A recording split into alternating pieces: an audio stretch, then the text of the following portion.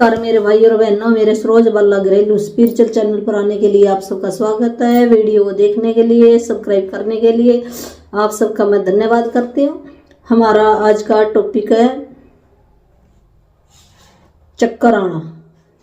भी हमें चक्कर क्यों आता है, जिसको हम वर्टिगो भी कह देते हैं। जैसे चलते चलते रास्ते में गिर जाना, या जैसे में खड़े हुए भी हम बिल्कुल नॉर्मल चल रहे हैं और चलते चलते हमें एकदम ही भी हमें पहले कुछ भी नहीं होता, अचानक ही चक्कर आ जाता है। भी चक्कर होने का ऐसे तो हम डॉक्टर कई बार है ना, हमारा कुछ भी नहीं निकलता।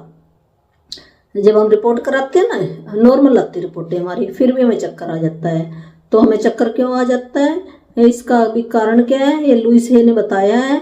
जब हमें हमारे ना विचार ऐसे, एक विचार आया, दूसरा विचार आया, हम एक विचार पर ध्यान नहीं देते। कभी वो आ गया, कभी हो गया, हम कहीं किसकी सुने, किसकी भी, कौन सी कहना माने, कौन सा कहना माने, ऐसे हमारे विचार चलते रहते हैं मन के अंदर। और एकाग्र नहीं होते हम, उस भी ध्यान नहीं लगाते उस विचार, जो मेरे को ये विचार है भी उस पर मैं काम करूँ। उसको छोड़ के दूसरे पे लग जाना, दूसरे को छोड़ कर तीसरे पे, ऐसे ना हम एक काम पूरा नहीं कर पाते।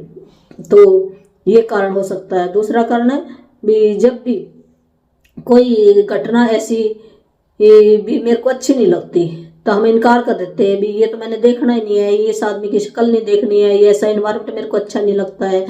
तो भी जहाँ हम कहीं भी जाते हैं तो हम इनकार करते हैं देखने से वो चीज़ भी ये बदबू वाली है, ये किसी इंसान को देखने से हमें घृणा होती है।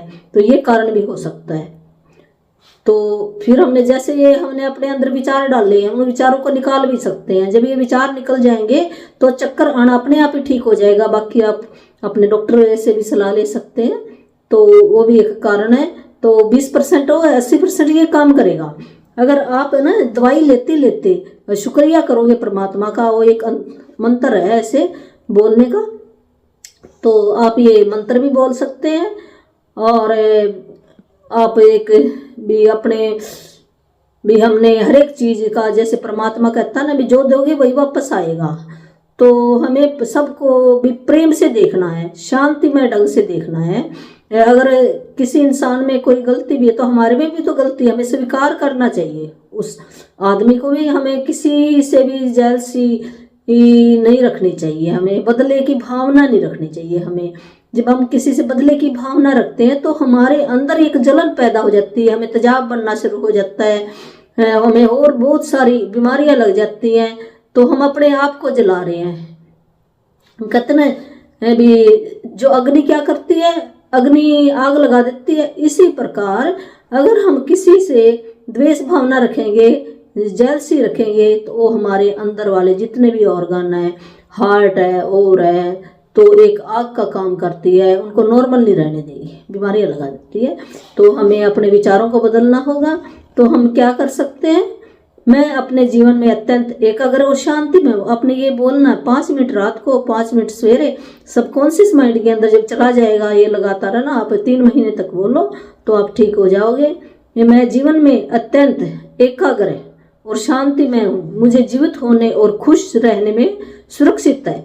भी मैं मुझे जीवित रहना भी मुझे बहुत पसंद है और मैं खुश रहना चाहता है। मैं बड़ा ही खुश रहती हूँ। ऐसे पॉजिटिव बोलनी है हमने। मैं सुरक्षित हूँ, मैं खुश हूँ, मैं एक परमात्मा का दी हुई भी दिव्य शक्ति हूँ। ऐसे आप अपने आपको ना अच्छी अच्छी बातें बोलनी है आपने। तो मैं जीवन में अत्यंत एकाग्र और शांतिमय हूँ, मुझे जीवित होने और खुश रहने में सुरक्षित हूँ। ये इस लाइन के अंदर दिया गया है। तो ये आपने बोलना है। थैंक